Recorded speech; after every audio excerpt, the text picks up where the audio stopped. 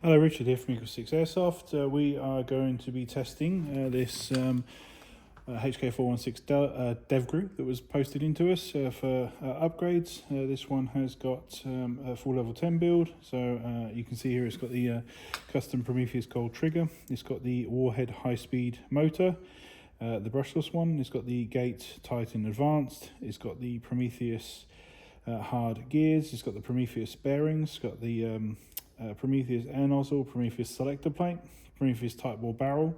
It's got the, like I say, the gold trigger there. It's got the Psionic R-hop. It's got the FPS Piston, FPS Piston Head, FPS Spring guide, FPS Cylinder, FPS Cylinder Head, FPS Tappet Plate. It's got the EagleSix upgrade main spring. It's got the EagleSix upgraded Recoil spring for enhanced recoil. It's got the Latex trigger pin on the side there. It's got the Prometheus Gold bar kit inside the stock to convert over to